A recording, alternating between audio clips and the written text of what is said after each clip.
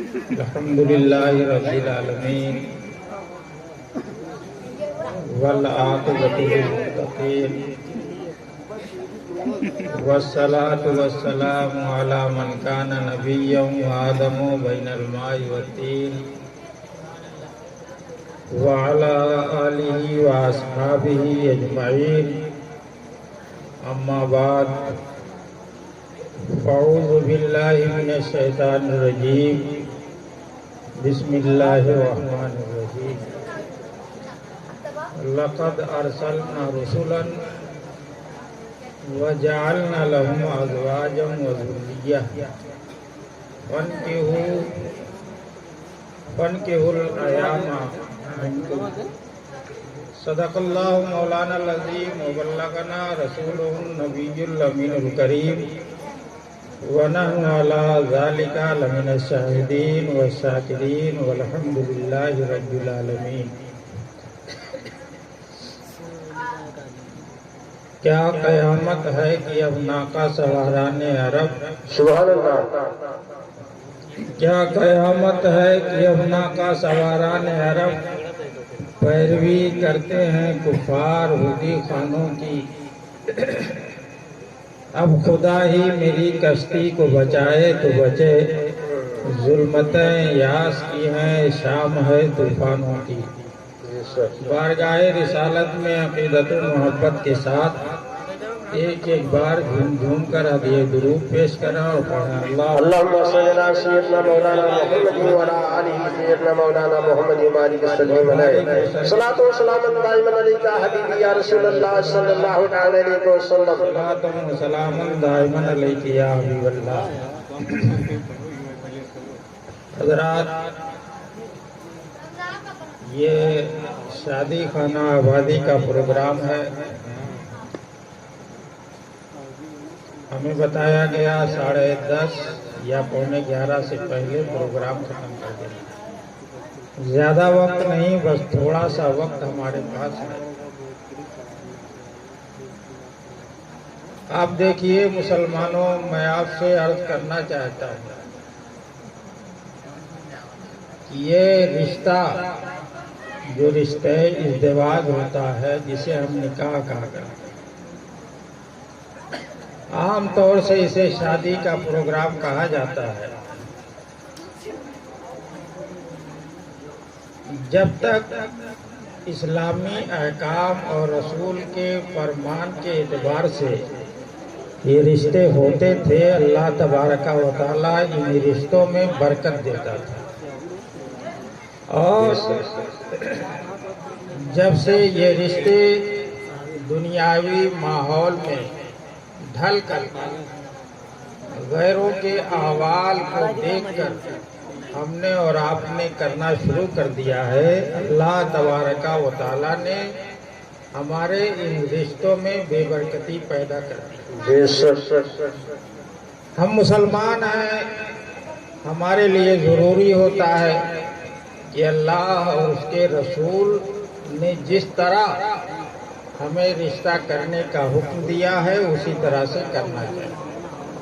آپ دیکھیے، اگر ہمیں کوئی رشتہ کرنا ہوتا ہے، بہو کی تلاش ہوتی ہے، ہم چاہتے ہیں کہ اپنے بچے کے لیے کسی بہو کو اپنے گھر میں لائیں، تو ہمارا اور آپ کا نظریہ ہوتا ہے، اس کا مکان دیکھا جاتا ہے، اس کی جائیداد دیکھی جاتی ہے، اس کا مرتبہ دیکھا جاتا ہے۔ ہم دیکھتے ہیں کہ اس کے پاس مال کتنا ہے، جہیز کتنا دے گا، اس کے پاس زمین جائیداد کتنی ہے، یہ کتنا صاحب استطاعت ہے، اسی حساب سے ہم رشتہ طے کرتے ہیں۔ حالانکہ مسلمانوں ہونا یہ چاہیے تھا کہ نہ ہم اس کی زمین جائیداد دیکھتے، نہ اس کا مال دیکھتے، نہ اس کا مکان دیکھتے، بلکہ ہمیں چاہیے کہ جس لڑکی سے نکاح ہونا ہے ہم اس کی دینداری کو پرکھیں کہ آخر یہ لڑکی دیندار کتنا۔ اگر ہم اپنا یہ معیار بنا لیں تو مسلمانوں ہمارے گھر کا ماحول بہت بہتر ہوگا۔ بے شک ہمارے گھر کے اندر برکت ہوگی، ہمارے گھر کے اندر افلاس کا داخلہ کبھی نہیں ہوگا، مفلسی کبھی نہیں آئے گی، غربت ہمارے گھر میں کبھی نہیں ہوگی۔ آئیے ہم بتائیں یہ نکاح کیوں کیا جاتا ہے؟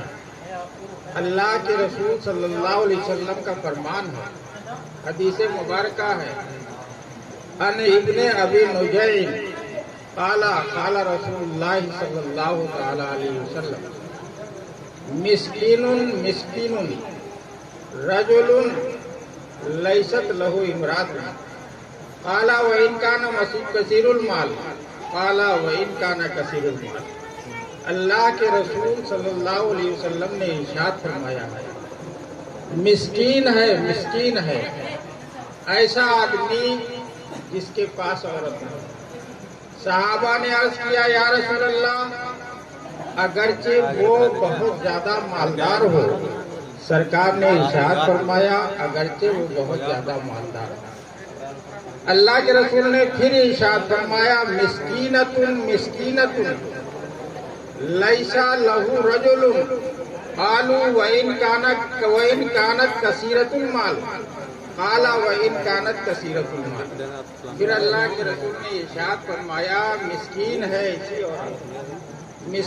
ایسی عورت جس کے پاس مرد نہ ہو۔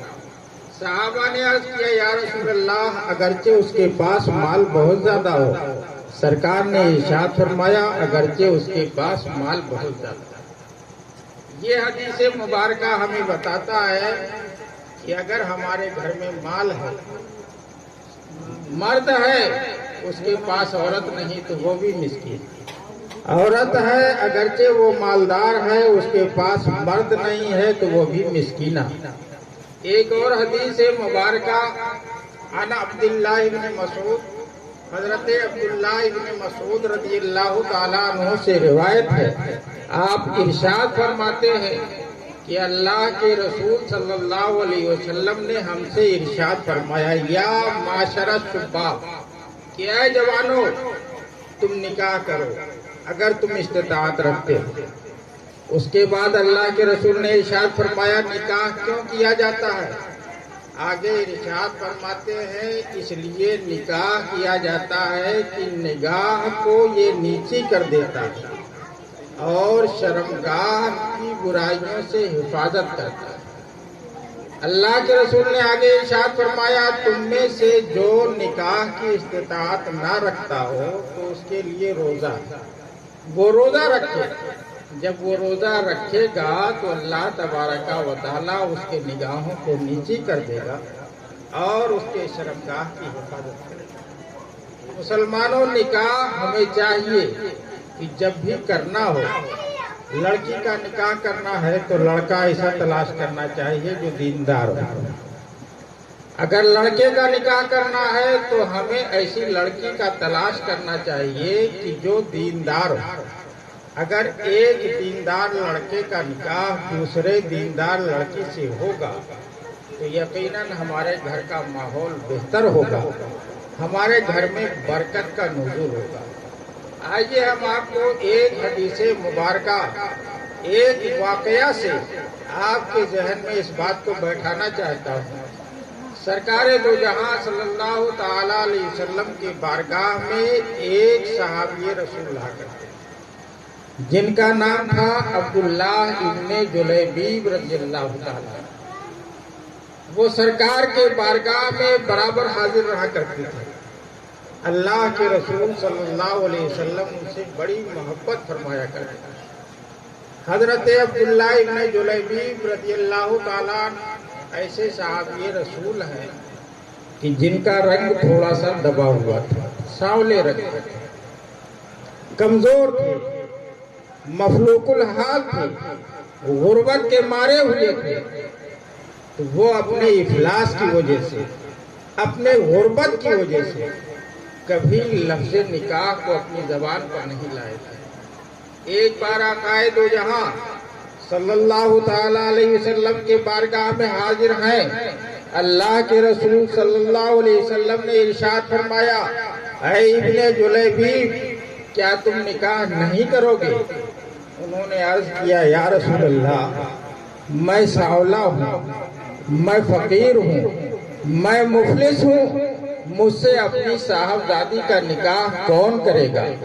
अल्लाह के रसूल खामोश हो जाते हैं। फिर इरशाद फरमाते हैं, ऐ इब्ने जुलैबीब, क्या तुम निकाह नहीं करोगे? उन्होंने फिर अर्ज किया, या रसूल अल्लाह, मेरा रंग सांवला है, मैं गरीब हूँ, मुझसे अपने लड़की की शादी कौन करेगा? तीसरी बार फिर सरकार ने इरशाद फरमाया, ऐ इब्ने जुलैबीब, क्या तुम निकाह नहीं करोगे? फिर उन्होंने यही अर्ज किया, या रसूल अल्लाह, मेरा रंग सांवला है, मैं गरीब हूँ, मैं मुफलिस हूँ, मुझसे अपने लड़की की शादी कौन करेगा? सरकार इरशाद फरमाते हैं, इब्ने जुलैबीब, फला अंसारी के घर चले जाओ। वो घर, जिस घर के बारे में इब्ने जुलैबीब को मालूम था, उस घर के अंदर मालो दौलत भी था, वहाँ इफलास का नामो निशान नहीं था, वहाँ फकीरी नहीं थी, वहाँ पर गिना ही गिना थी। उस अंसारी की साहबजादी निहायत खूबसूरत थी। अल्लाह के रसूल इरशाद फरमाते हैं, ऐ इब्ने जुलैबीब, जाओ उस अंसारी के घर पर दरवाजे पर दस्तक दो। जब वो दरवाजा खोले तो उससे कहना कि अल्लाह के रसूल ने तुम्हारे पास सलाम भेजा है। जब हमारे सलाम को कबूल कर ले तो कहो कि अपनी साहबजादी का निकाह मेरे साथ कर दो। वो सहाबी रसूल जिनका नाम इब्ने जुलैबीब अंसारी था, मदीना में सरकार के बारगाह में हाजिर हैं, वहां से रवाना होते हैं, उस अंसारी के दरवाजे पर दे जाते हैं, दरवाजे को दस्तक देते हैं, घर का मालिक दरवाजा खोलता है, सामने खड़े हुए इंसान से सवाल करता है, तुम कौन हो, क्यों आए हो? उन्होंने कहा, मेरा नाम इब्ने जुलैबीब अंसारी है, मैं सरकार के बारगाह से आया हूँ, सरकार ने तुम्हारा सलाम भेजा है। सरकार के सलाम का जवाब देता है। कहा, ऐ सहाबी रसूल, बताओ इसके बाद अल्लाह के रसूल का कोई और पैगाम है? अर्ज किया, हाँ, सरकार का पैगाम ये है कि तुम अपनी शहजादी का निकाह मेरे साथ कर दो। ये सुनना था। सहाबी रसूल सामने खड़े हुए सहाबी को देखते हैं, उनके चेहरे का रंग देखते हैं, उनके लिबास को देखते हैं, हैरान हो जाते हैं। कहते हैं, ऐ सहाबी रसूल, जरा ठहर जाओ, मैं घर के अंदर जा रहा हूँ, मशवरा करके तुम्हें पैगाम का जवाब दे रहा हूँ। सहाबी रसूल घर के अंदर जाते हैं, अपनी शरीके हयात को बुलाते हैं, बताते हैं मामला ऐसा है, आकाए दो जहां ने उसे पैगाम लेकर भेजा है, बताओ निकाह किया जाए या ना किया जाए। उस शरीके हयात ने कहा, आपको मालूम है हम एक मुतमव्वल खानदान के मालिक हैं, एक मुतमव्वल घर के मालिक हैं, हमारे घर के अंदर मालो दौलत है, हमारी शहजादी निहायत हसीनो जमील है, हम अपनी शहजादी का निकाह ऐसे सहाबी से कर दें जिसका रंग सांवला हो, जिसके घर के अंदर गुर्बत ही गुर्बत हो, जिसके घर के अंदर इफलास हो। वो शहजादी एक किनारे खड़े होकर के सुन रही है, इन दोनों के गुफ्तगू को सुन रही है। जब लड़की को अंदाजा हो गया कि मेरे माँ के कहने पर मेरा बाप सरकार के पैगाम को ठुकरा देगा, सामने आकर खड़ी हो जाती है। वो शहजादी ऐसी शहजादी थी जो सरकार के जमाने में जिंदगी गुजार रही थी, सरकार के मर्तबे से वाकिफ थी, सरकार के हालात को जानती थी। उस शहजादी को मालूम था नबी कौनैन वो नबी है, अगर एक इशारा कर दे जिस घर के अंदर माल ना हो उस घर के अंदर मालो दौलत का अंबार लग जाए, अगर घास और छप्पर, घास का छप्पर हो, सरकार की एक निगाह उठ जाए तो यकीनन वो महल बन जाएगा।